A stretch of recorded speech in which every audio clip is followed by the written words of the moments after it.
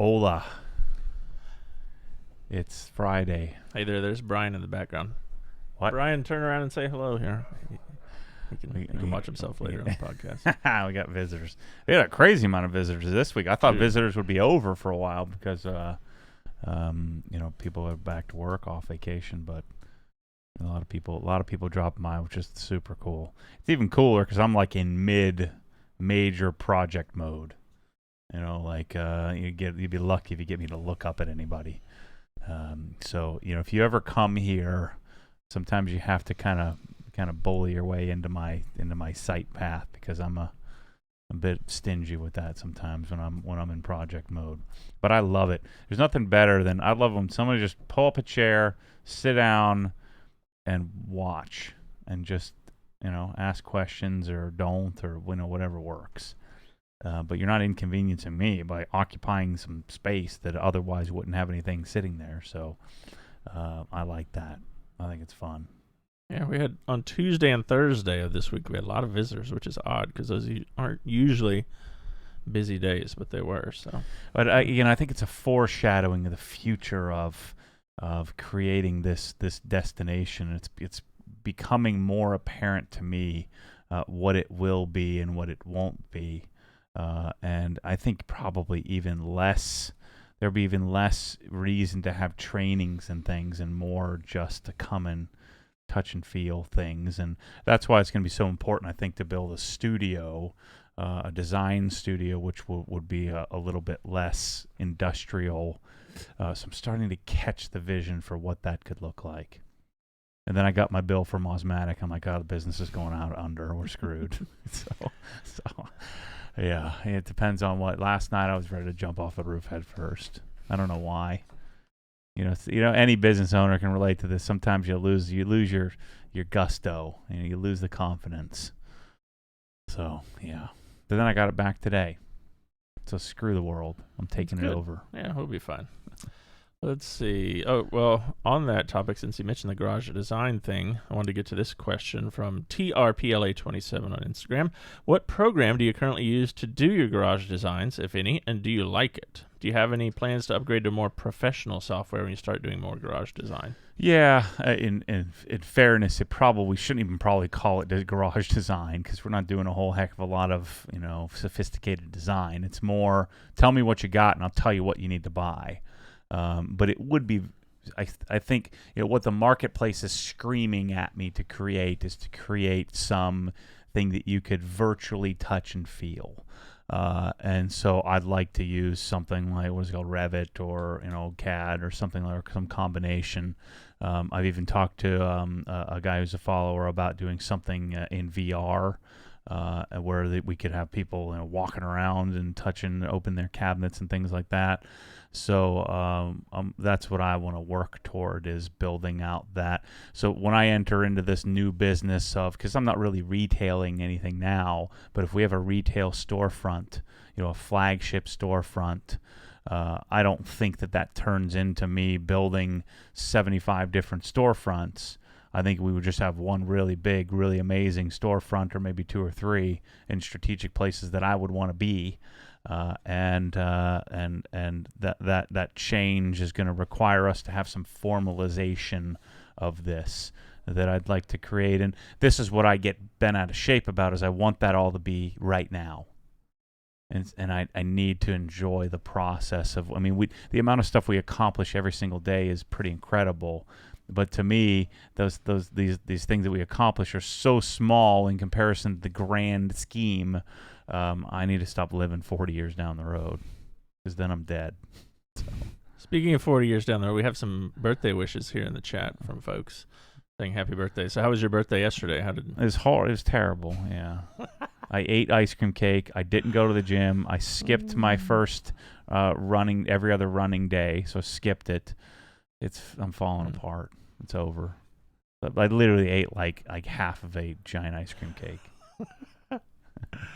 I get in trouble because now tell me this isn't logical to you. So years ago, Michelle's friend Barbara had a cake. She bought her an ice cream cake, and it was like 2 days before. Some of the ice cream cake's in the darn fridge. I'm like, well, I'll just cut my portion out now. I got in so much trouble for that. Like, what? I don't understand why this has to be so formal. It's just cake. And so she went and bought another one. It was even better because then I got some of that cake too. And so on, the day before, she'd bought the ice cream cake, and I was like, man, I want something delicious. I'm falling off the wagon already. And she said, well, we technically have your cake, and you ate Barbara's cake early. I'm like, well, let's roll, let's do it. And who cares if it's cut in half? What does it matter? Why does everything got to be so formal? Yeah, Megan is on the same page. My wife, if birthday cards come in to us early, she's like, no, you can't open it till your birthday. You can't. I'm not. If it comes in, if there's a cake there, you eat it, you open it. But she disagrees. What's up with all this delayed gratification? I don't know. You might not make it to your birthday. You got to enjoy it while you can. Yeah, shoot.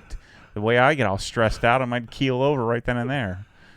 Yeah, Matt turned the big 4-0 yesterday. He's halfway to 80. Well, part of my immersion is to work on figuring out how to go to the doctor, and so part of what we decided to do is I bought a blood pressure cuff. A rational human being, you put a blood pressure cuff on, it gives you a reading, good to go. Not me. I'm ready to freaking jump out of my skin. And so I've been working on that lately. I bought a Y Things, where it gives all this data in my app. And the first one was 142/76 because my heart rate was 88. And I'm like, oh my God. And then I start panicking because I'm reading. I'm like, wait a minute, maybe their scale is off. It's like I'm stage 2 hypertensive. And I'm like, yep, all that eating, all the stuff I'm going to have to pay for. I'm going to have to repent. And then I did it again. It was 129/75. And I did it again. It was 115/70 as I kind of calmed down. But then I did it again last night. It was 139. So I'm going to have to do it for like 6 weeks to figure out what my blood pressure actually is. And it's because I get a little amped up. Let's see here. Glenn in the chat says he placed his first order this week. $1,000 of OG product coming all the way to New Zealand to help me look after his new WRX STI. Did we ship it? Yeah. Thanks for all the amazing content. Love the journey. That's sweet. Yeah, I mean, I love it when we're bang, like you place an order and an hour later it goes out. That's freaking cool. Because it stresses me out when we're missing something. I was yelling at Coxhose or else the other day. Chris is sitting there. I don't think you get as embarrassed for me as you gotten used to it. Yeah. I'm freaking yelling at these guys. I'm not really yelling, but I'm kind of yelling. We were good cop, bad cop. I found my role in being the good cop. Let's see. Blend Mount says, thanks for the C7 hardtap install video and photos. So oh boy, I thought he would disown me after that the mirror tap disaster. He's happy to get. I love Corvette guys. They're so fun. They're so funny because they, the Corvette guys are infallible and they've never screwed anything up ever. Yet they're driving a freaking Corvette. So otherwise you'd be driving a GT3. So if you were infallible in life. So yeah, they give me such a gosh darn hard time about you're so stupid. I did it. Blah blah blah. Well, I didn't. And chances are I'm better than you, Corvette guy. Screw you. Let's see, James asks, is Matt's chair lower? He looks tiny next to Chris. So I'll lower mine so we're closer to the... I like sitting up high. Yeah. This feels low to me. Yeah. We have several people from Portland here today, at least 3 people, including your friend from Nike, Jeff, who wants to know, what's the update on marathon training aside from yesterday's little slip-up? How are things going? Have you started a plan or anything? I have my Nike lunch bag over here. I should pull that out.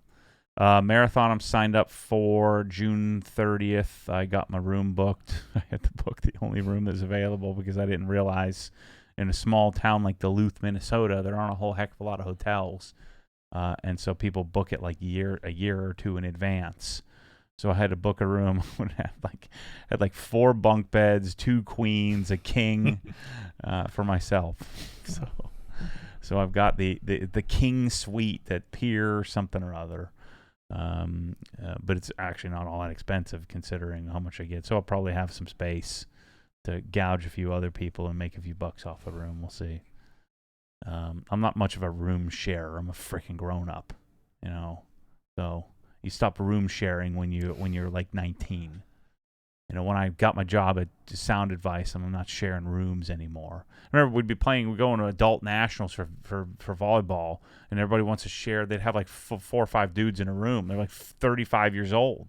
Like, what are you doing? Are you a bunch of babies? Get a better job and get your own room. I don't want to freaking sleep with some other dude snoring. I can't sleep. You get freaking garbage all over the sink. I don't want that. We get another room for my kids. I don't even want to share a room with them.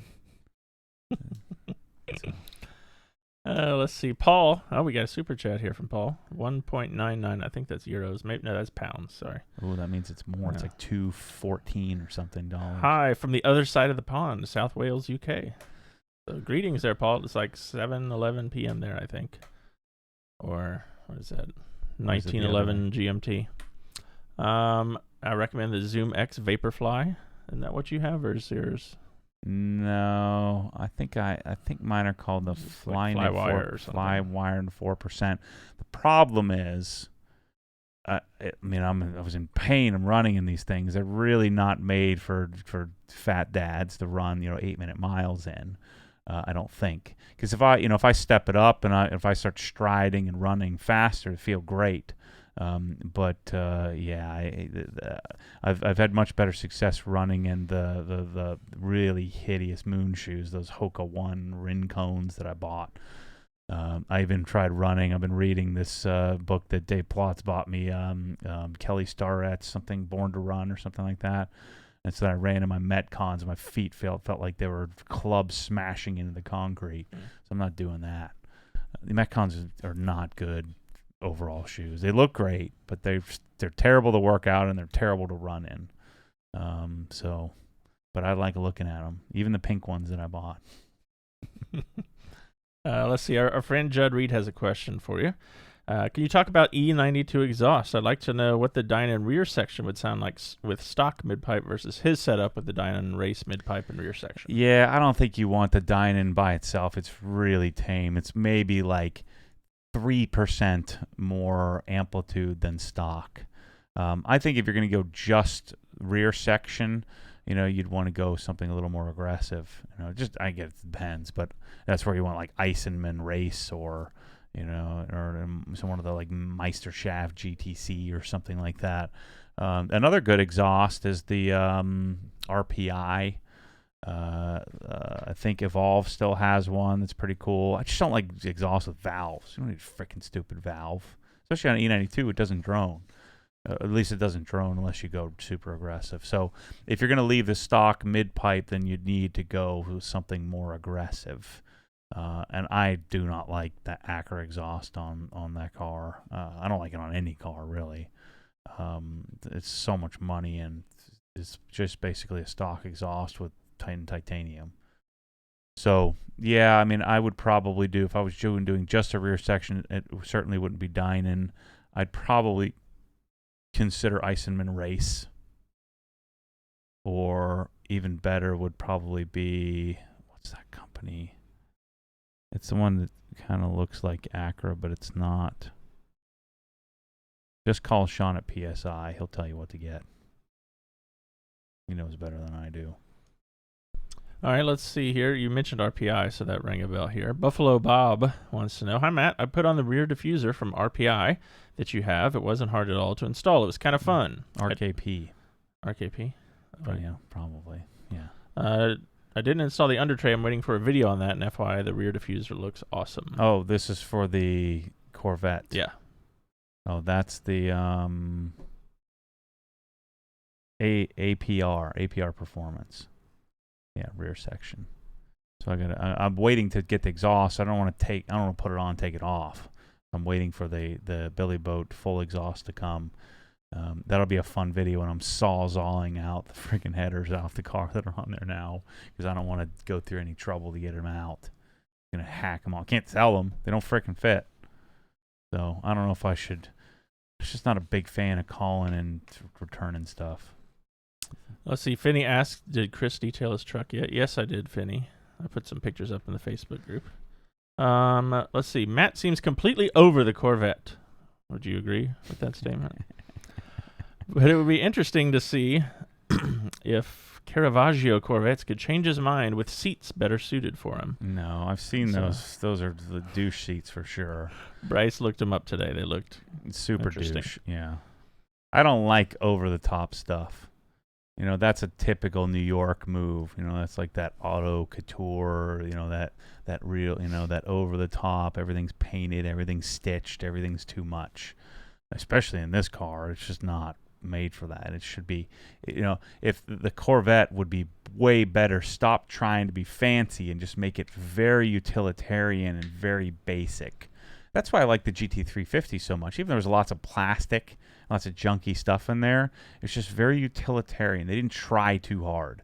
Like the frickin' this diamond stitching in the roof of my, you know, Corvette. It's stupid. You know, and then they cheap out. So if you're going to cheap out, don't try to do fancy materials, only a cheap version, because then it doesn't work. But I tell you what, you know, I complain about the Corvette, and I know Corvette people don't like that. And they can't see past what I'm doing here. The shortcomings of the car are what's making it fun to chase. You know, like a GT3 RS is not all that much fun because you can't do anything. There's nothing to do.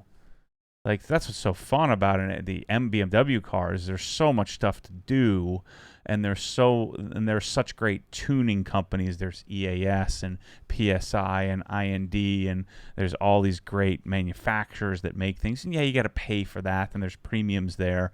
But the premiums for those products are what make those companies profitable in order to be able to, you know, make cool stuff for the cars to make it fun to improve. And forget this bull crap about, you know, you're not even going to take it to the track. What does the track have to do with anything? Who cares about the stupid track? You know, I'm going to put an intake on the car because it sounds cool, it looks cool, makes it a little faster, improves throttle response. Just little tweaks that make it better. Whether I'm driving to Walmart or I wouldn't be going to Walmart, but whether I'm driving to the store or I'm driving on a back road above the speed limit, really doesn't matter. Or you're on the stupid track. But the fun part of the Corvette is there's lots to improve. And so I'm out there, you know, polishing the thing, and it's, you know, the car's going to look completely different than when I got it.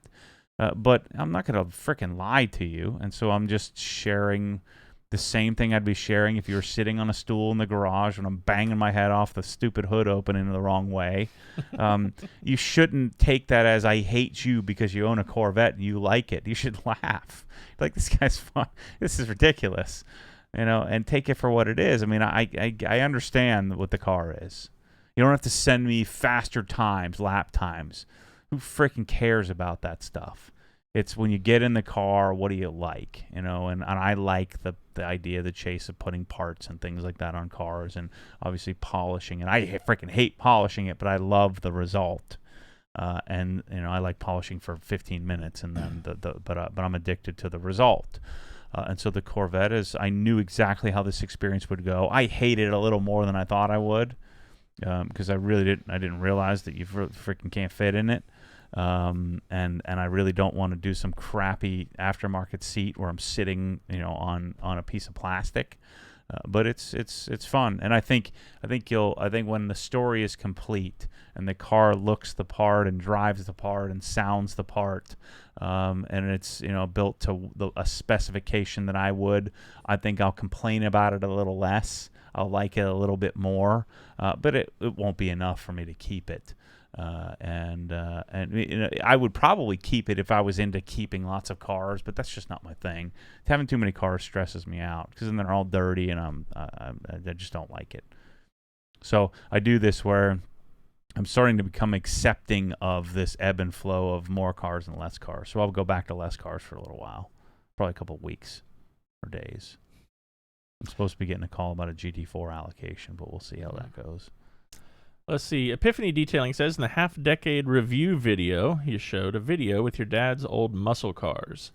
I'm curious on the transition, for him, I guess, to Subaru. Can we get an Inside the Hex interviewing your dad?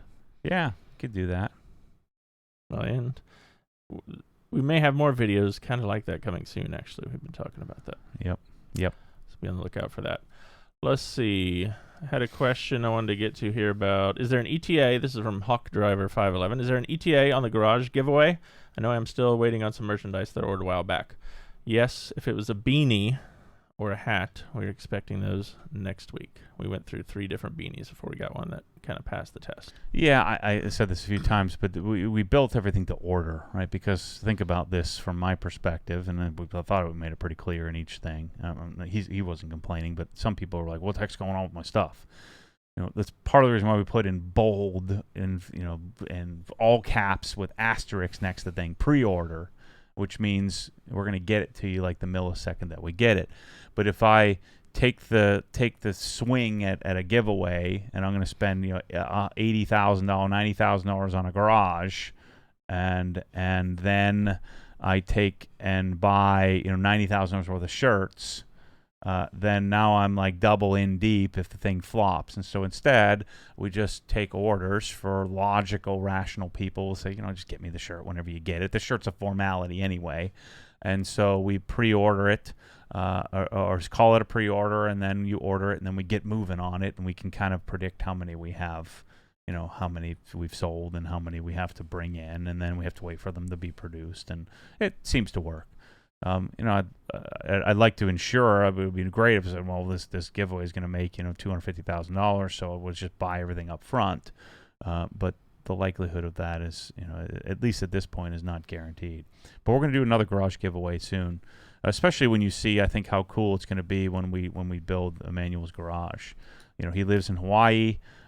He's moving to Virginia. The house is being built. It should be done in May, and then we're going to go up there and build it. That's the plan. And we also, you want to talk about the video you just did out here with the other winner? Yeah, so Lance was the other winner who won the detailing package giveaway. What took me a couple of weeks there was Lance was building out. He wanted to do some. He was traveling, and I think he was in the Rockies or something. He was with his family, and so when he got back home, he wanted to take some measurements because he wanted to get some Sonic cabinets. And so I applied a credit because he already had a Krensla and already had an LHR 75E, and so we credited him. I credited him that to apply towards the cabinets and some tools, and then we just packaged up, and I just shot a video of us putting together the entire detailing package that we sent out to him here today. It was 12 boxes. It took us about an hour to put together, but I do want to build that out for the store to have like the everything package, just for the fun of the comments that I'll get when I make that video. That'll be great. $9,000. Who do you think you are? Let's see. Matt on Facebook wants to know, when are you expecting to remodel/update the OG website? What new features might we see? Brad is working on that right now. I don't know when. I would say probably March 1st will be a good target. But the site, we're building an entire new menu system. We have too many products now, and so Bryce, I guess it's called a mega menu, where when you hover over, like, say, car washing, we have the ability to organize a little bit better. So the organization of the site will change the flow of the site. Right now, the site is built on a content-specific site. I never anticipated being such a significant, online store. And so we're going to go with a storefront first, content second site, and that's what we're working toward right now. So rebuilding that, and then hopefully later this year working on functionality like an app for the membership program and things like that. All right, and I just looked it up here to see how much the total shipping cost was for Lance's thing. So what was your guess? I said $240. That's a very good guess. $218.48 was the total cost. And that's our significant, discounted UPS rate. Yeah, so 12 boxes. We have to send them one more because we're missing one thing, the black bucket dolly. So we'll send that to them shortly. All right, let's see. This is a question about, I think, a video from yesterday from Gary. Matt, if the intake, the Corvette intake, was so unpleasantly janky, why didn't you compound polish it? Surely it would look better. The biggest issue with it are the seams, which you can't do anything about. So yeah, I'll just polish the superficial parts of it. I also wanted to make sure it fit. I wasn't sure if it was gonna fit on the darn thing. And so yeah, I didn't think I would leave it on there. It's just bad. It's just badly done.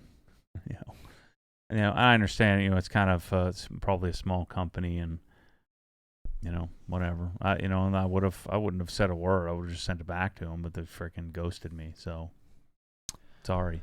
All right, let's see. NKD on Instagram. I think we've answered this question before, but it's been a while, and I've seen this a couple times. What's the difference between Continental Contitech Frontier and the regular Continental hoses at Home Depot? Thanks for everything you guys do. It's kind of like the difference between. Would be a good example.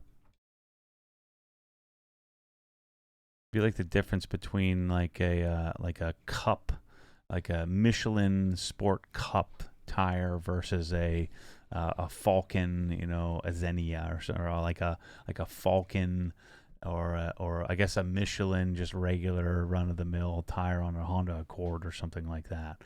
The regular, Continental makes a zillion different types of rubber technologies and rubber type products. And so the Contitech, the Frontier stuff is like 3 times thicker, less kink prone. It only comes in blue and red, and it's just heavier duty, heavier weight. It's a hose designed to last forever, where a Home Depot hose is engineered for you to buy a new one every once in a while. And so that's the main difference. I actually have Parker Hannifin coming out tomorrow, or not tomorrow, Tuesday, to hopefully start the process of maybe creating our own hoses. That would be sick. Let's see. We have a super chat here from Jim L. Canadian dollars. So it's like 9 cents here for $10. Probably gave this some thought already, but curious why you didn't decide to move OGHQ to the newer, larger building, since it's a longer-term commitment, wide open space, and a lot more room. It's in the wrong spot. Trucks are going to have a hard time getting in and out of there. It's not a nice enough area for that, and to have that kind of, the kind of fancy stuff I'm going to have in the building. I'm at HQ, all the time, every day, and sometimes go home and back and forth. And plus, we have a bunch of employees that live south. And so for me to move it 6-7 miles north through a lot of lights and a lot of traffic, combined with the fact that getting trucks in and out of there really aren't practical, and 5,000 feet is not enough. So all that would do is buy us a little bit of time anyway. This is a much nicer building, and then I would have to spend a lot of money. Plus, CrossFit couldn't go here because there's a firewall in between. We couldn't make it work. So that's why it's not in a good location for Obsessed Garage, and the amount of trucks we get would be kind of a nightmare. All right, let's see. Hey, Brian, who was just here, checked in, said, thanks for the hospitality. I'll be sure to drop by in the future. So good to have you here, Brian. Adam says, what did you think of the poly tape? We ordered it to provide it to people. I think I would buy 50% of the other tape, the precision tape, over the poly. I think the poly has its place. I can't put my finger on what the best place for that is, but on most of the time, I do think precision is still better. Poly's kind of, poly allows you to put it on tighter, but then when you pull some of the curves, I'm finding it's flipping up and off of the trim, and I'm keeping having to push it down. But it's much thicker, much more robust. It's something I absolutely want to have in my cabinet, and we'll figure out more creative uses for it. So we'll have it. I ordered the 3, like roughly 1/4 inch, roughly 1 inch, and roughly 2 inch sizes. So we'll have it in the store just as a resource, because I know the 3M stuff a lot of times is hard to track down.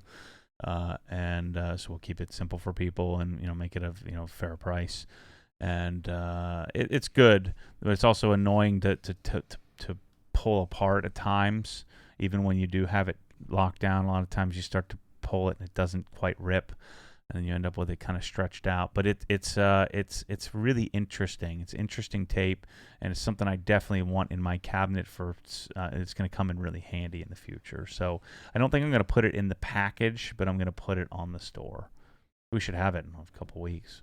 If that. Place the order today, so hopefully it'll be here soon. Let's see. Kenneth on Facebook wants to know, do you have any interest in the new Gauntlet drying towel? I asked during the Rag Company's podcast if the towel could compete with the FTW. They did not favor one over the other, but stated it would work great as a drying aid towel. Yeah, the Gauntlet towel, I think we're going to purpose it for wheels. The Gauntlet towel is a shaved twist loop. And so there's certain sections of the towel where they take the twist loop and they do some sort of ultrasonic shaving. And it's more, twist loops in general are more absorbent. So it takes a twist loop and makes it softer. And what I find is that I like the wheel towel that we have, but when you have a lot of liquid and a lot of water, it doesn't tend to absorb quite as much as I'd like. It tends to reject water at times. And so in version 3.0, we're intending to have that in a gray, not double sewn. I hate that's what I don't like about that towel. It's two towels sewn together. I don't like that. I want one frickin' towel, not two. And so one towel that's half the GSM that still accomplishes the same work without it weighing frickin' 10 pounds. Rag Company has to do that because everybody thinks they want some big, heavy, plush towel. They just don't know any better. And so they got to give people what they want. But I don't want that. I want it in 50% of it. I don't want two towels sewn together. That's stupid. All right, Peter here in the chat, and then someone, Cleo on Instagram, both asked, when is Tool Grid going to be in the store? It's ready to roll. The kits are built. The system's built. The photos are taken. It shipped on the 13th, so it took them a little longer to ship than I was anticipating. We just need to get the dimensions, photos, and weights of some of the actual boards so that we can turn it live. But it'll be ready to go here any day. I know I said it would be last week, and then I said it would be this week, but it is ready. I need to get the photos of the boards, and then from there, once we get it here, you're kind of on your own to figure it out. You can use the videos that I made. I'm going to take a little break from it, and then I'll start working on how do you actually utilize it in thin, drawers that aren't so tall, and then from there we'll create some custom versions, and I'm sure if we sell lots of it, Tool Grid will respond to making some different things for us. They have a lot of stuff on the horizon as well. Well, good. Related to that then, Chris Lindsay here in the chat says, maybe I missed it, but does Tool Grid have any wall mounting options to replace pegboard systems? No, I mean, you could mount this to the wall, but most things don't snap in place, but no, they don't. Don't put pegboard on the wall. Don't do it. You look like a weird old man when you're doing that. Put it in your drawers. Your tool drawers. Yeah, tool drawers. Put it away.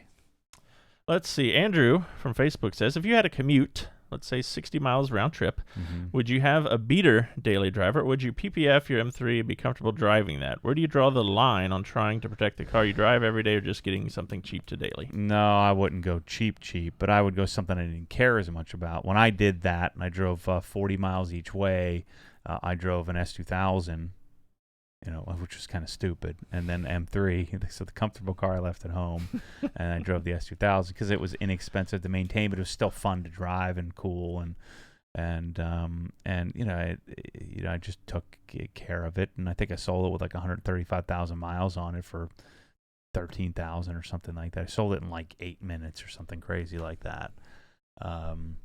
But yeah, I would do something practical, something that works really well, like an Acura TSX or a Accord Sport or something that was still nice, that I didn't mind being in, and I'd consider putting like a pretty cool audio system in it or something like that, and then having my nice car for the weekends, and take it to work sometimes.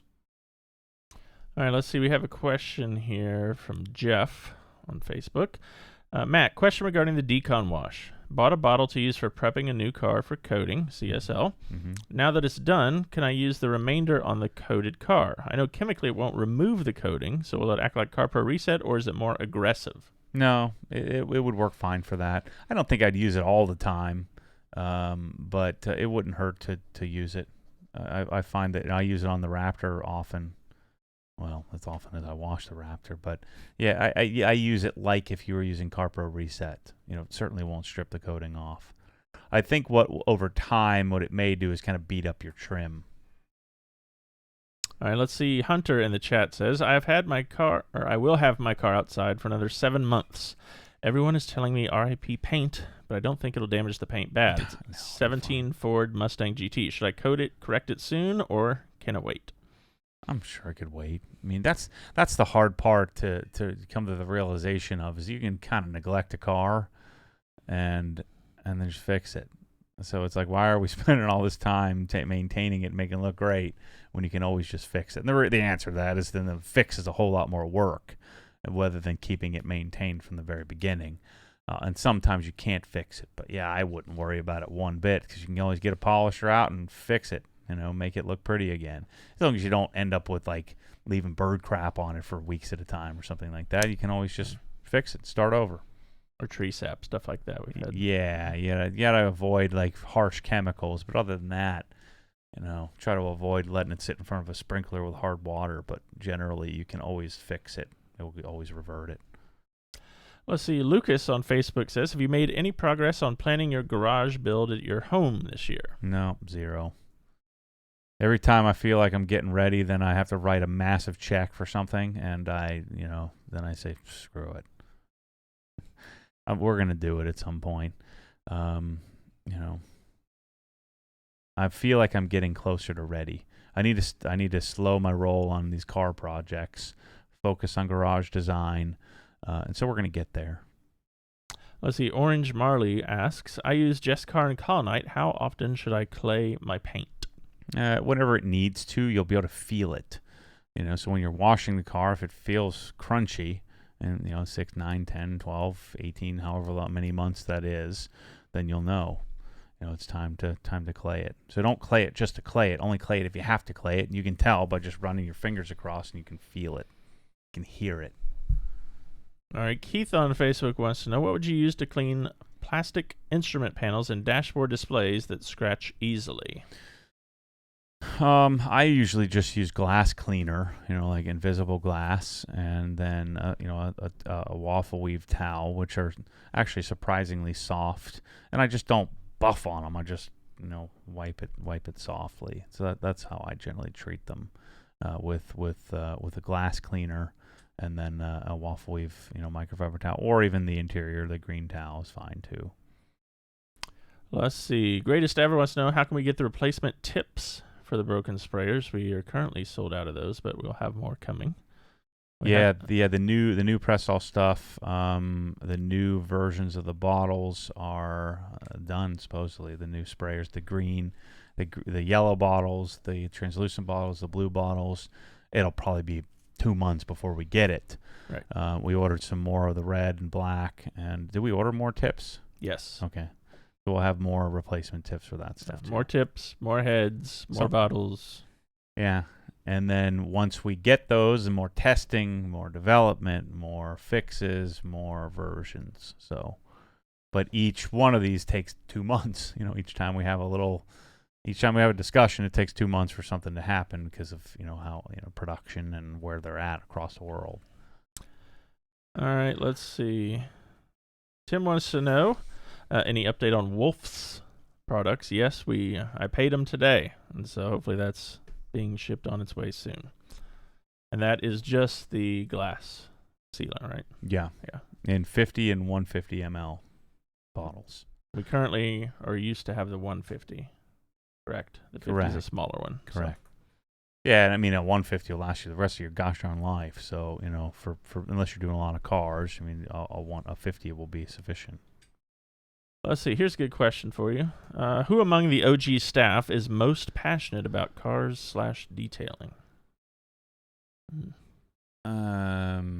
Well, I vote Kyle, yeah. Kyle for detailing, and Bryce for cars.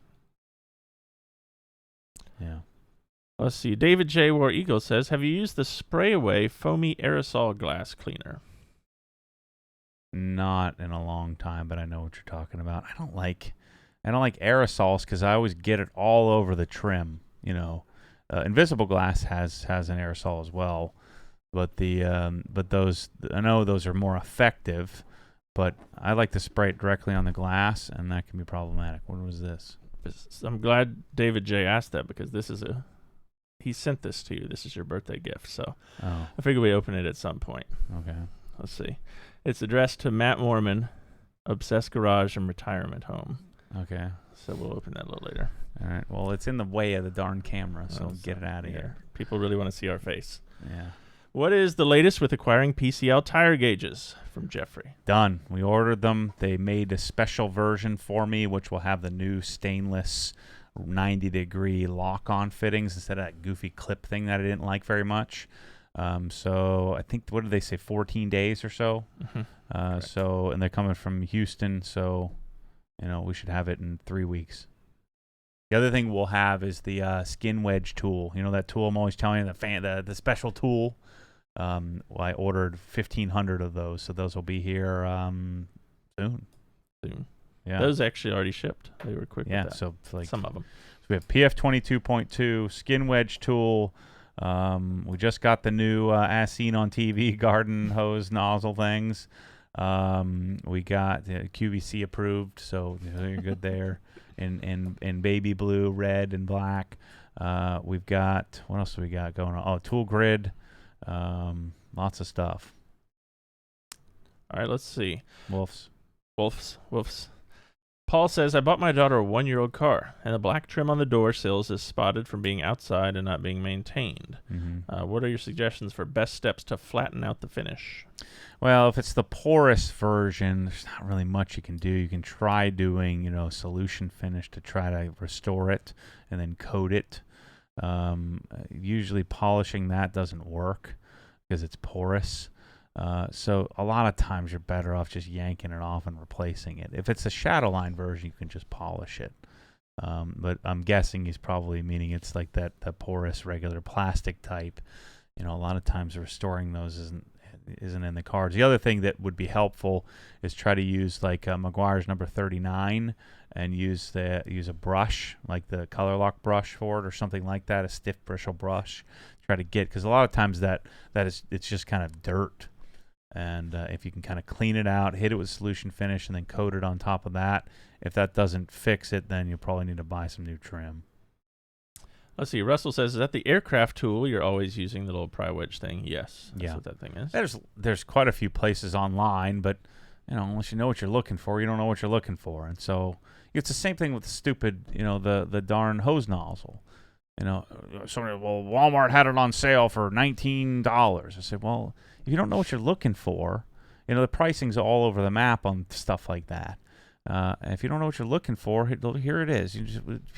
People that are buying from you don't care about $10, And I don't know, Walmart probably buys 45,000 at a time, so they get better pricing.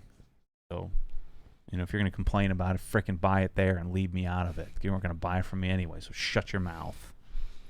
I like this question. I think I'd be interested in the answer here. Mark wants to know, if Griot's Garage would let you sell their stuff, which ones would you carry in the store? Or something like that.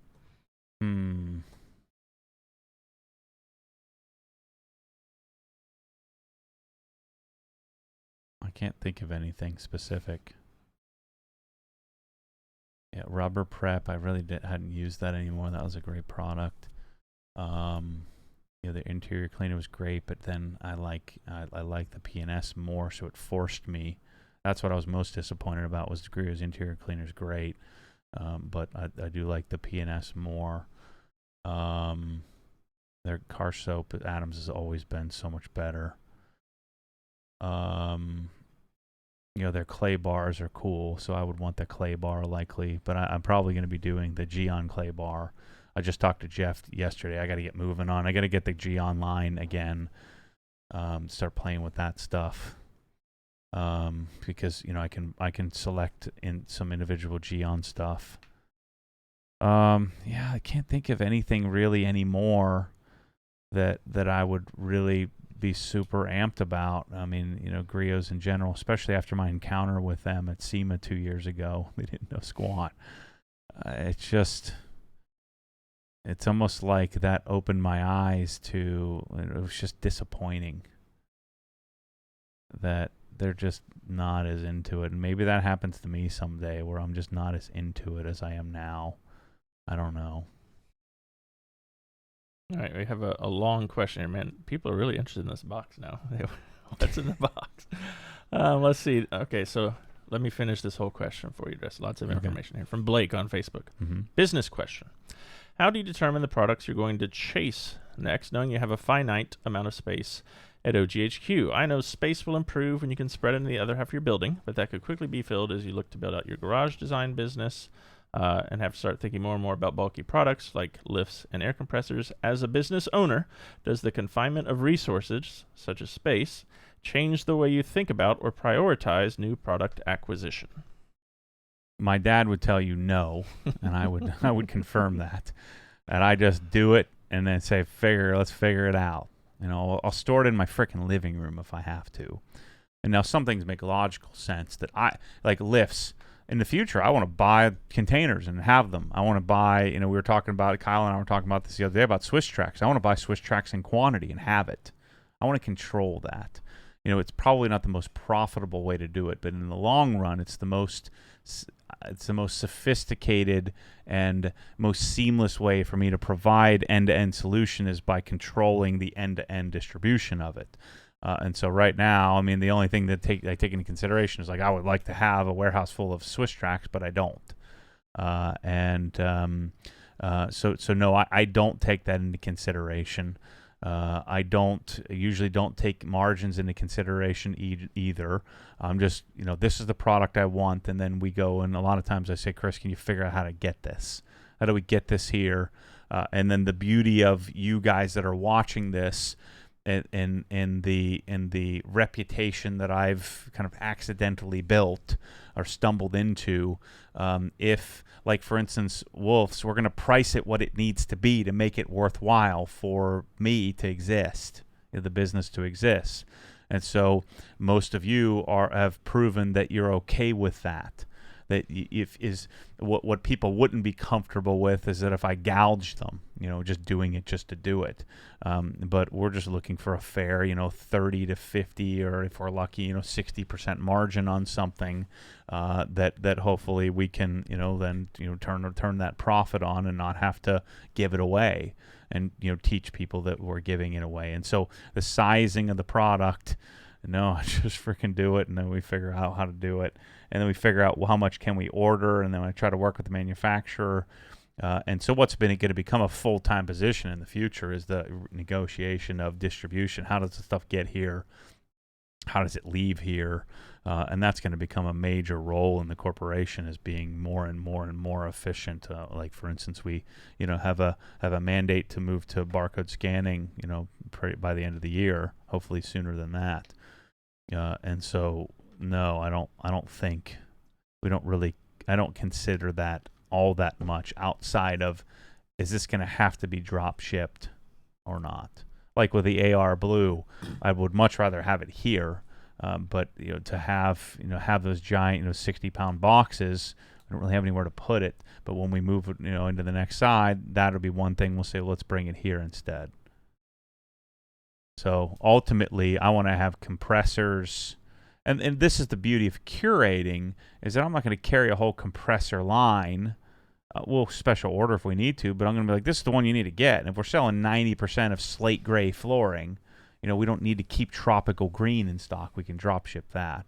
But if we know people are buying slate gray, pearl silver, black, rubber tracks, and a few others. I think when I do a design studio locally, we're probably going to private label the Eco Tracks, which doesn't make sense for Obsessed Garage, but it might make sense for like the local design business that'll result from me, building this facility. And so having stuff like that in a warehouse that I control, I want to have. And sometimes, Blake, that was a great question, by the way. I like that. Sometimes we get into searching and chasing a product and realize either now is not the right time, we can't get it. They won't let me. It's right. Usually they won't frickin' let me. Or we have to go back and forth like I did with our hose nozzle people for a couple weeks trying to get things settled and straightened out, and then we can do it. So there's definitely a lot that goes into all those. Let's see. Here's a good question from Epiphany Detailing. Will the VinWiki Garage have anything done in preparation for your trip, or will you be there from current state to end result? I'm not sure if he's going to have anything done. He ordered the flooring for the little triangle. We're doing some tile there.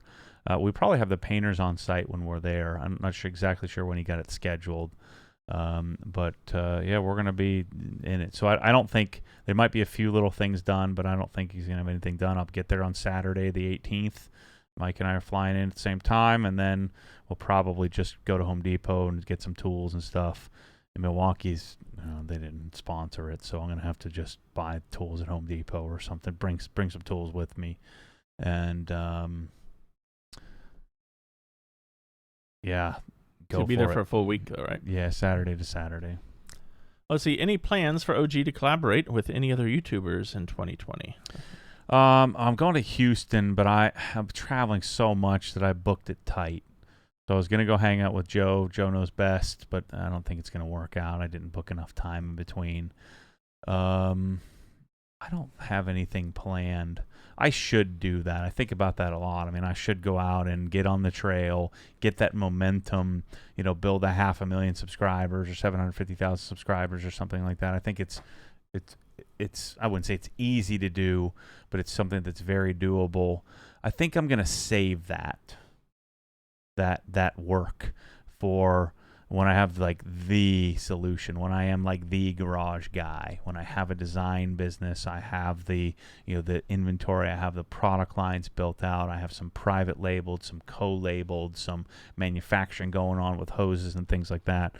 So I'm going to take my time, and that way I can deliver solutions to people. Who knows? I don't know. We'll hit 200,000 subscribers, and I'm super pumped about that. And but if I went out and start doing, so hopefully we have more resources than because what doesn't work, it's just I don't like awkward, weird collaborations just to collaborate. I would want to go out and do a bunch of people's garages, and get them to share it. And if I can I'd also like to start with design. I'm going to come up with some sort of sponsorship agreement, because I didn't do this right with VinWiki. I paid for 90% of it. Where I just have a sponsored package from all the suppliers, and we have an agreement of what they're going to get out of that sponsored package. Rather than giving me any kickbacks or marketing dollars, just have them. Here's how much I need from you this year with these products. Ty asked a question here in the chat that got a couple +1s. Will you carry any sort of cap to put on the PF22 bottle for people who want to put Brake Buster in one and soap in another? That's not a bad idea. I just brought in the Adams funnels, so I'll have the funnel for it. I'm also Rusty, my buddy Rusty was working on, I need to call him, working on a quick disconnect for it. So we could quickly connect and disconnect off of it, and then it would make sense to put some sort of cap on that. Yeah, I like that. I've been reluctant to go too far and deep because the PF23 is on the horizon, and I'm going to spend a bunch of money figuring that all out and then have it resolved. So yeah, that is a good idea. Let's see, more talk about the box here. This is good. Jim L., this is my favorite comment so far from our Canadian. I have a feeling I'm going to hate whatever this is. All I hear is Charlie Brown's teacher until the box is opened. That's good. David, or maybe Devad, I see you've taken up running. Where's the mountain bike? Got any updates on the, shoot, on don't the bike? I've completely forgotten about that thing. He's like, what? I have a bike? Yeah, I need to ride it. I literally haven't ridden it yet. I rode it here once, 1 mile down the road. Oh my word! What I have to do is I have to adjust the derailleur, and I just haven't freaking done it. It's Corvette. It's ruining my life, man. I don't get anything done. That's what's in the box. It's your bike in a million little pieces. It's Corvette. It's CrossFit. And then running. The C's are getting you again. Corvette, CrossFit, candy, cake, crackers, cookies. Oh man, Michelle was giving me a hard time about that the other day. It's like, well, I like it. This is the first time I bought a bike. I don't freaking care if I ride it or not. I just want it. When I do ride it, that's the bike I want to ride. So it's set up and ready. Ready when I'm ready. Just probably never. So if you're in the market for a really nice mountain bike. No. I'm not selling it. Nope. I'll sell it. Nope. Chris at obsessedgarage.com. Let's see. Expanding on that Griot's Garage question, would you sell any MO NYC stuff if Larry opened up sales to other retailers? No. When I bought all the Larry stuff, I mean, it's good, but nothing trumped what I was using before. Hydrate's great, but not on. So I'd may carry Hydrate for the Culinite because with the Culinite combo is pretty legit. But it doesn't really work very well on the coatings. All right, Stephen must know how you like your Apple Watch. What do you use it for, and what material is it made out of? Yeah, I like it. This one was black aluminum because the titanium wasn't available. The purple band? Yeah. Well, it's called Midnight Blue. Well, that ain't no blue. That's freaking purple, bro. I just haven't gotten a new band. I kind of like it. I don't really wear watches. I have an Omega Seamaster that I never wear. But I've kind of liked having it, especially when I'm out here and my phone is always missing. I've turned into this weird, disheveled goofball, and so it keeps me in the loop with messages and things like that. And I like it for running. The only thing that stinks is I didn't realize this is Spotify doesn't freaking work. I don't want to carry my phone. And Spotify works with this and your phone, but I don't want to carry my giant phone around with me wherever I go. So the whole point of having a cellular watch was so that I could do that. And so I just listen to podcasts. So, right. And I don't want Apple Music because Apple Music I think is 192 kilobits per second, and I don't want that. Although I am listening to those crappy Beats, headphones that stick over your ears.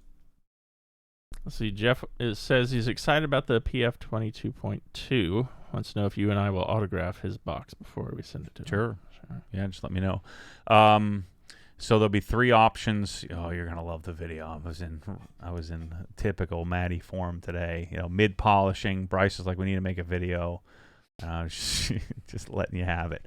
So you'll be able to buy the bottle alone, $14. You can buy the PF 22.2 for $90, or we have like 600 of the PF 22s with the original bottle. So for a little while, what we're going to do is anybody who buys any package or anything is going to get the PF 22 with a new bottle. So they'll get both bottles until we run out. And so for the foreseeable future, we're going to blow through all of the old ones. So the new PF 22.2 is the same thing. There's nothing different about it. The box is different. The head is the box is different and the bottle's different, but the head and the straw and all that stuff is identical. So don't feel like you're getting slighted. You're actually getting a benefit for $2 less. You're getting the PF 22, clears me out of inventory, so it's an equal exchange in value here. It's a win-win for everybody. And then you can have 2 bottles, the original bottle and the old bottle. So for the next couple of months, it'll probably be that way. But this is the big change, is that I am first. I have the first prototype of the first bottles of the first of everything. And so thanks to Rob and Mike for taking care of me, hooking me up. We've also they're creating a blue Cobra Jet version of the jumper hose for me. And there are infinite things that I want to have and come out with, but man, there's just only so little time. I just want to reiterate something he says because you might have missed that. But basically, you're going to buy the old PF 22 for $2 less than what the new one cost, and you get the new bottle, which is $14.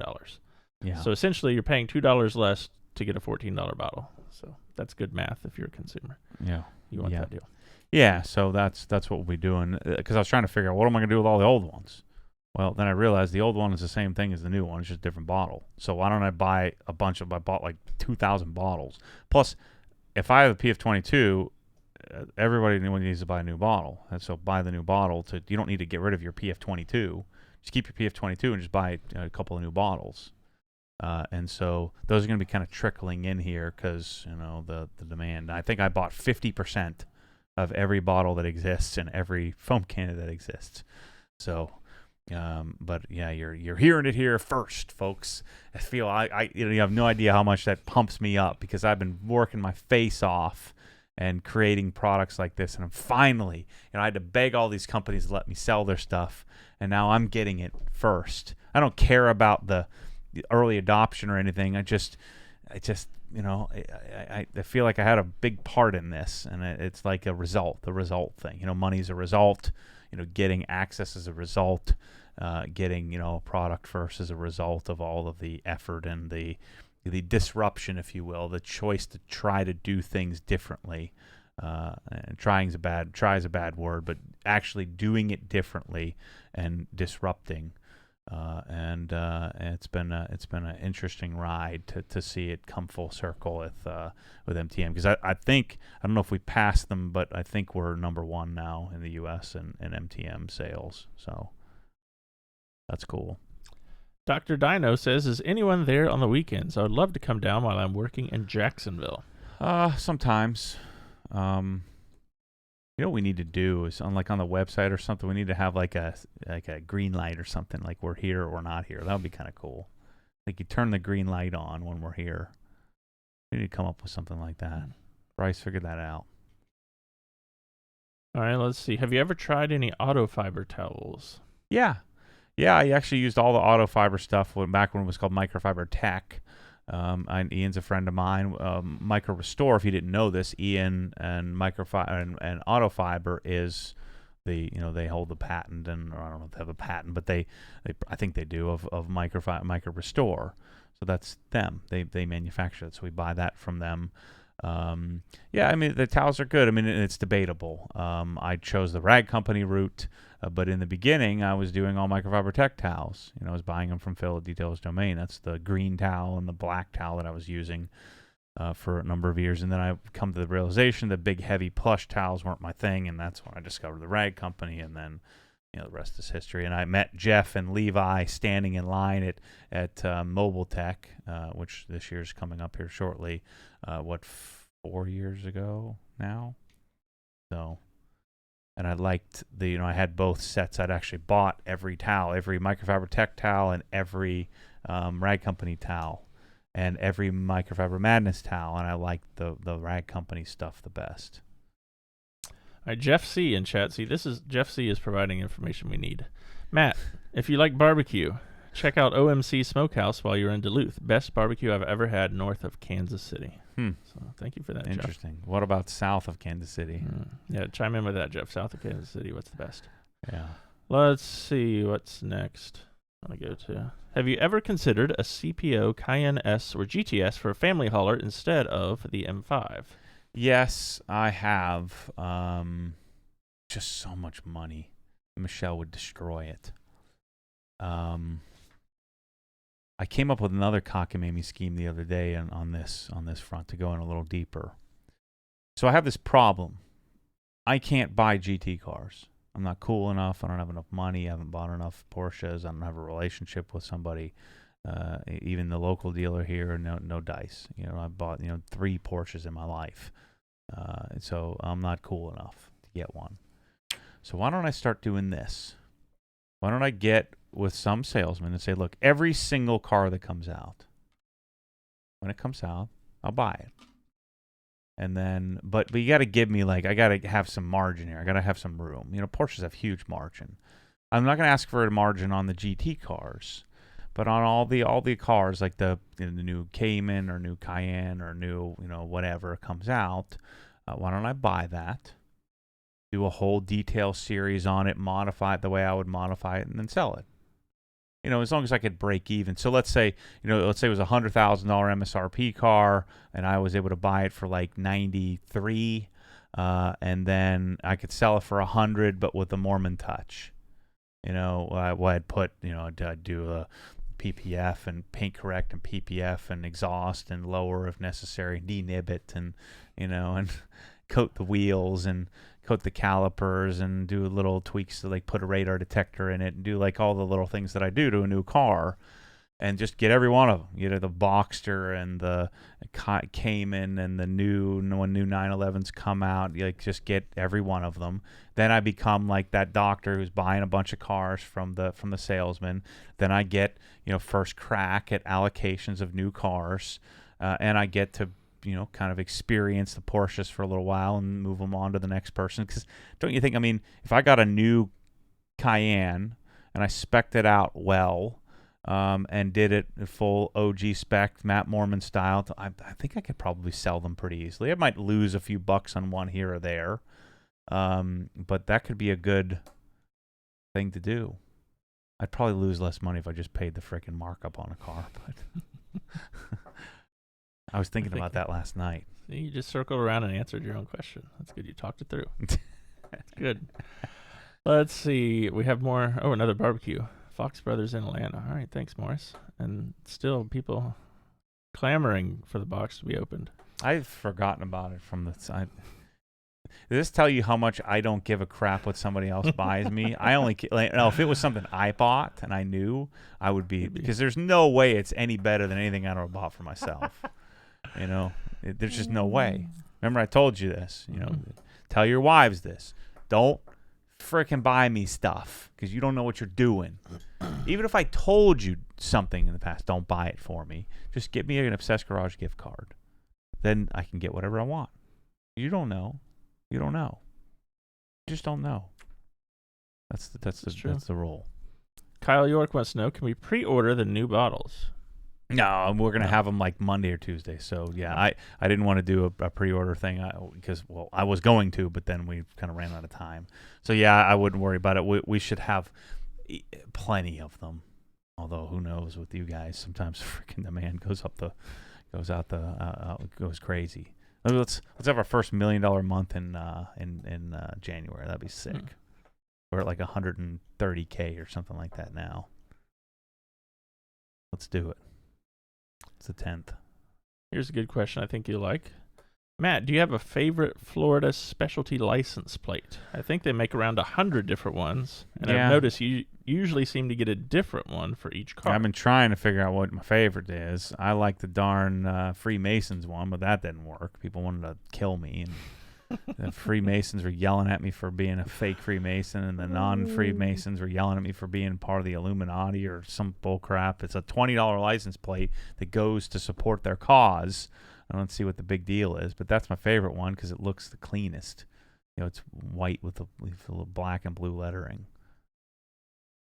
So I forget what I just got the Florida plate, the 9K flat 6. Should be coming back to my life. The new education plate is actually kind of nice. The old one's terrible, but check out the new education plate. I hate education as much as I hate hydration. Just kidding. That's funny. It's yellow, though. I don't think you would like the yellow. Let's see. Matt, how are you finding the new EV speakers? We haven't really opened them up yet. They're great, though. They're pretty good. They don't sound as good as a normal like bookshelf, but they'll freaking rip your face off. That's for sure. Yeah, it's a pretty good little setup over there. All right, we have a super chat here. I have to go to the conversion. Just a few Swedish pesos to cover my ad-blocked views. That's funny. From VKT RSM. And what does that mean? 100 krona. So you give us 11 cents? No, $10.52. Oh, okay. Approximately. That's like 11 cents. Turn your freaking ad blocker off, bro. Don't do ad blocker. If you consume YouTube, just become YouTube Red, and you don't have to worry about any ads ever. It's amazing. It costs $10. It's $120 a year. I'd pay $1,200 a year for YouTube. It's fantastic. So I'm a YouTube Red guy, and I'm a freaking YouTube guy. Do that. Jeps Z wants to know if you have any suggestions for stuttering wipers on a coated windshield. Ooh. Try coating the wipers. Get new ones and put the same coating on the wipers. But yeah, I don't do those freaking coated windshield crap. It always ends up juddering. Drives me crazy. And you get this kind of weird looking candy type to your windshield. That's why I like Wolf so much. I don't have those problems. All right, this is from JRM2389 on Instagram. Hey, Matt, since your visit at Krinsla, is there any update on the next OG spec pressure washer? I think the next one, Angela and I were talking about this recently. The next one she's working on pricing would be a mid-tier. So something around 2 gallons per minute. That's going to be somewhere in the $600-ish. Don't quote me on that range. That is going to be pretty sweet. But from there, then we would start to work on the kind of those stout machines, the mid-tier stuff. But we're also she's working on a box. Because what I want to do is be able to put the OG Mosmatic gun and wand, which, by the way, will be here like Monday or Tuesday. It's going to be a big day here, a big week here next week. So we thought that they were pushed back until February, but that's not the case. They just magically showed up. No tracking. All the tracking said it was still sitting in France. It's here. So I think all but like 2 of the obscure fittings that I don't think we need. So we wrote a massive check, and it's in transit. I think they shipped it out yesterday. So what was I talking about? Oh, box. I want to have a co-branded box, and so we're working on a box where we can slide in the Mosmatic gun and wand and MTM foam cannon and all of that stuff into it. That'd be sick with an Obsessed Garage name on it.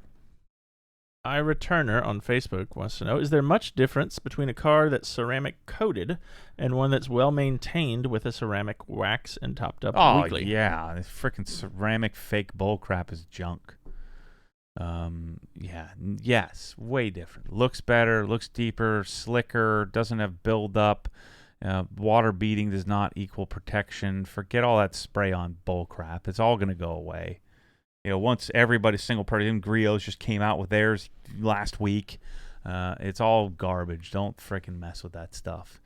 What I spent half of my time on Facebook is deleting and hiding all this stupid, the last coat and the F11 and all this freaking bullcrap marketing garbage. Stop. Just stop supporting that. Just like stop supporting Chinese knockoff stuff. Just don't do it. The reason why G-Technic and Geon and all these companies don't come out with all this bullcrap. And when they do, they've kind of gotten soft. Don't buy into that junk. Don't do it. Just let it go. Just let it come and go. And it's not, detailing is not going to leave you behind. Just let it pass. It will pass and it'll be all okay. There isn't some, and let's say that the next magical formula comes out. I do this for a gosh darn living and sell this stuff, and I don't get worked up about it. Just follow me here. I'll lead you to the promised land. I'll speak slowly and softly and calmly and punt that ceramic garbage in the trash. You don't need it. End of story. Next question. All right, this is from our friend Mike out in California. Question number 1, how was the sushi yesterday? Delicious. Did you keep from going off the deep end? We mentioned that earlier, Mike. You might have to rewind. Yeah, I'm doing all right. Not great, but not as great as I'd like to be. But then he's setting you up here for either success or failure. Are we going to eat healthy in Atlanta, or are we headed straight to the grocery for Fairlife chocolate milk and birthday cake ice cream? No. We gotta keep it under control. We gotta stay, because I don't want to feel like crap when we're working 12 hours a day. Yeah, so we gotta keep it clean. All right, there you go, Mike. You're in charge. Alex says, hi from the UK. Bought myself my first Krensla for Christmas on your recommendation, and boy, you were right. It's amazing. There you go. Wait, I need to figure out how to sell it to him and not have him go buy it somewhere else. Because the Krensla wasn't too keen on that idea. Colby on Instagram wants to know, when do you anticipate you'll start selling supplements through Dialed In CrossFit? Any YouTube channels you recommend on the subject of supplements? It's funny. I've been chasing this a little bit, and I've kind of moderated on it. I was watching I was looking for some videos to kind of fire up Johnny to send him, on coaching and things like that. And I found this Greg Glassman video where he, was very adamant about, part of the reason that CrossFit gyms are so successful and that they work so well is that you don't lose your focus. Like when you need to focus, like trainers should train. So coaches should coach.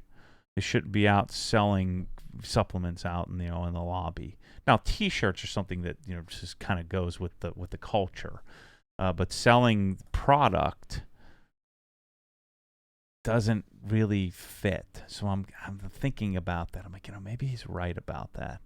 Coaches should coach, and the business should be CrossFit, and you don't want to muddy it too much. I'm not sure, but then again, I go back to the idea that people want to be, they want suggestions from experts, and I would like to become an expert. I've been watching a lot of the Nick Bear YouTube channel. He has his own supplement line, so I bought some of his stuff. I'm not a huge fan of the protein I have Progenics, which I've been doing a lot of research, and apparently Progenics is a bunch of bull crap, but it's so darn delicious. That's why it tastes so good. Yeah, they got a bull crap additive. Yeah, I don't know about that yet. Who knows about this whole CrossFit thing? But we're just taking it one step at a time. I just show up every day. I took the first rest day in a long time yesterday. I was hurting. My knees were hurting from banging them off the ground. We're doing some lunges. So, yeah. 40 sneaks up on you. Justin wants to know, what are your thoughts on the new GT500, and do you plan on purchasing one? No, I think it's great, but I don't think I'm going to get one. I think it's a really cool car. But I don't want to say I'm not, but I don't think I'm going to get one. I have a suggestion here from Radworks. Check out Flow supplements. Frickin' fantastic flavors, and they don't hide ingredients. I feel like they're the same as some of these chemical companies you're talking about. Everybody it's gets the same stuff. It's the same thing, man. It's exactly. It's a draw parallel. You have a contract manufacturer, and the contract manufacturer just changes up the how much aspartame or dextrose or the name of it and what they have, just like Dave Phillips showed us that that little bucket of flavors. Then they or scents. Well, they have a bucket of flavors, and then you just tell them what you want, and that's what they do, and that's what they're all when they talk about proprietary formula, that's what they're all doing. It's all the same deal. Now, there's some value in that, just like there's some value in companies going out and doing the research and helping develop product and providing feedback. But it's the same deal. You take some $1.50 food coloring, you mark it up for $50. Makes me want to do some other business where I'd have 200% margins. It'd be freaking awesome. You could sell half as much, work half as hard, and make twice as much money. Yeah, better than doing it the way I'm doing it. That's why I should start selling detailing products, because all these companies are making money hand over fist. If they knew how to market it better, honestly, man, you could make so much freaking money. We have a food suggestion for you in Atlanta from Kyle York. Check out a place called Holman and Finch for their famous burger they have after 10 p.m. Interesting. Let's see. Do you have any experience with 22 PLE coatings? 22 PLE? No. I never got one of those back in the day. My buddy Eric, who now runs G-Technic North America, played a major role in that coming to the U.S. But I never bought one. I many times was thought about it, but back at that time I wasn't into coatings because they all kind of looked weird. So I never ended up using their stuff. I always thought it was 22 pull. I know it's 22 PLE. All right, let's see. This one is another kind of lengthy one here, but I think it's a good one. Matt, I've been a long-time watcher / listener, and I finally bought some product from the store. The products I bought are for washing and paint correction: Adams shampoo, Colonite bead maker, window cleaner, along with proper microfiber towels and applicators. I'm hoping that you could help myself and others that may be new to the detail game. What process of product application would you recommend, and are there more products you would add to my products for bare minimum system? He's going to be going to the Coin Car Wash due to his lack of space and hose access. It's so hard for me to, that's a really common question and something that I really want to answer. And every time I start to head down that path, it's hard to answer. It's like, well, everything in the system is what you need. That I don't have any redundancies. There's not a lot of waste. I mean, other than, like you don't need line lights. You don't need a pneumatic polisher to polish, but the base system is kind of what I think you need. Now you maybe you don't need 4 Incredipads. You only need 1, but I think you ultimately want 4. And maybe you don't need a gallon of soap this week, but you will next week. And so the essentials has become the packages, so car washing package, wheel cleaning package. Of course, you don't need 4 different types of brushes, but again, I think they become essential over time. And so what I suggest people do is you kind of work your way through the packages, I do this often. Like I was thinking about buying when I thought I was going to actually ride my bike. I was going to buy like a whole, and I probably still will do a whole park tool set. And I was looking at the Master Technician set, and then spending some time watching some videos. And so I've created all these resources for you to figure out what fits for you. And so you look at the master set. That's what we were talking about earlier. Of I packed the master set it to Lance. I want to have the master set as an actual grouping, a collection. Here's everything, one of everything, all the various packages, all of it sort of broken down, and then you can use that as you're buying your pick list of what you think you might need. And you just, I mean, you really kind of have to go on. You have to buy and try, and kind of work your way through it. I mean, I don't know that everything I have is the best in the world, but I can promise you that every single thing in it works and is pretty good. You might prefer something more, but there's nothing in there that doesn't work. I have a question here from Greatest Ever. Are we going to see Matt do any detailing with VinWiki, or is it just going to be all garage stuff? No, just garage stuff. Ed's not into detailing. So I don't think we will. We're going to be pretty wire-to-wire setup. He actually sent his car to Esoteric, and they did a full-on correction and protection. I think they're launching that or having a video this week. What kind of car does he have? This weekend. It was like a 458 Dolly, or was it a 430 Challenge or something like that? I don't know Ferrari speak. It's too many words. Mark wants to know, where's the M3 been? Waiting on a wash and chat. Yeah, it's sitting at the house, doing great. I drive it all the time. I was thinking about I'm going to put the competition package wheels back on it just to change it up a little bit. Probably sell the Titan 7s. I haven't heard squat from Clausen. Go figure. We need to submit a credit card dispute, I think. Should probably call him and say, what are you doing? It's been months. And Mike chimed in here along with Chris. It's a 430 Scuderia. There you go. Whatever that is. Lots of people knew that. That's good. Let's see. We be trying out the new Nano Layer SPS graphene coating. I just saw a good review on it. I like your thoughts on it. No.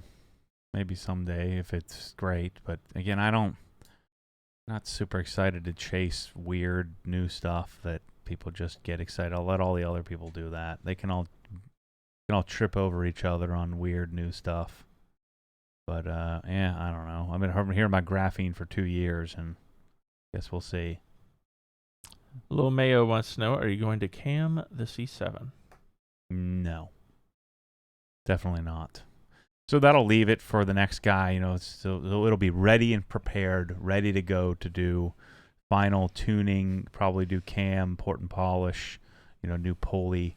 So I'm going to skip all of that stuff. So I've taken it to the simple bolt-on end of the rainbow for simple bolt-ons, and then I'll leave it for the next guy to do all that stuff. This is good. Hear that yawn? It's time for the 40-year-old afternoon nap. He's been doing afternoon naps since he was like 25. So I haven't done afternoon naps in a long time. Yeah, not even on weekends. I've been too wound up, man. There's too much cool stuff to do. I don't have time for that crap. All right, well, we're about at that time. I had a question. So for those of you who stuck around and want to see what's in the box, you can stick around. We'll open that. The rest of you can enjoy the rest of your day and your weekend. Let's see. What's the number you'll take for the Corvette today and be done with it? I'd probably take 90. And I paid 80. So I'm probably going to list it for 90, maybe 95. And people are going to be like, oh, ugh, you'll never get that. Freaking watch me. And if not, then I'll mark it down. Whatever. But yeah, I think I'll hold pretty firm at that because I think his car is going to be worth it. So just open this stupid thing. So this is. I'm kind of hungry, so I'm hoping something to eat. There might be food in here. I saw a picture of what was in here, but I've honestly forgotten. You have to take the first bite. I'll wait about a minute. Since it was addressed to the nursing home. I think this is part of a celebration of you turning 40. I think is the theme here. It's going to be some Depends. It looks like about the size of a adult diapers box. I love how. Oh, you got a card here too. I'll save that. Matt loves cards. Are you a card first guy or? If it's family, then yes, I'll open it and pretend like I'm reading it. I'd punt the card. Leave the card. That's a waste of your $5. All right. So, well, before we do this, anybody got any guesses as to what this is? There were people referencing the movie Seven earlier. It's the heads. You're so pander to like regular people. Is this a turtle wax care kit? I don't know what it is. Well, let's see. Oh, we have a lot of stuff. Okay. You got a cleaning towel, Yep. Very high quality. sponge. Yep. Ooh, a chamois. Oh. Handy chamois. With some glitter. Oh my god. There's glitter, dude. Oh no. Careful with the glitter. Don't freaking get glitter everywhere. If there's a glitter bomb in here, I'm gonna murder you. I hate glitter. This is a Walmart care package, There you isn't go. it? I don't know. There's glitter everywhere.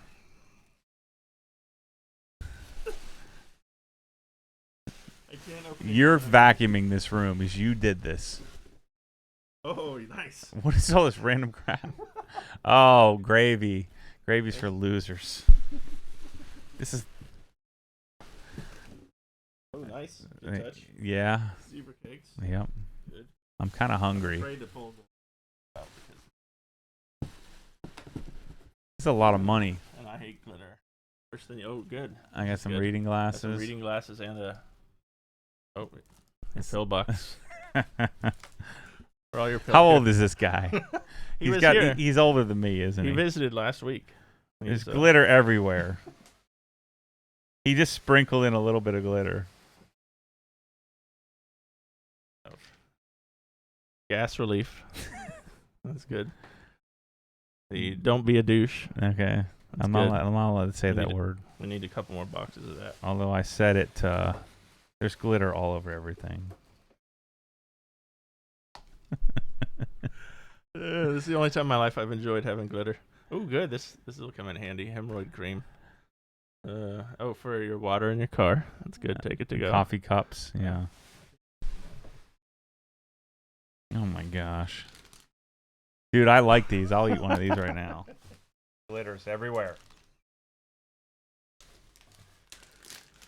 A scratch installer. Car wheel brush, yeah. Scratch this all like that. Are you at one Werther's original at a time or two? You gotta have two. Yeah. I think two. that's it. Oh man. There's glitter everywhere. I'm out of here. A serving size is 3 pieces. So you Who can have is three. this? David Johnson, Screw our you, friend David. from our friend from Birmingham, who was here visiting last week. So Mm-hmm. thank you very much, David. Thank you for everybody who stuck around. Chris has got to get a vacuum. Like the video and enjoy your weekend. Likes.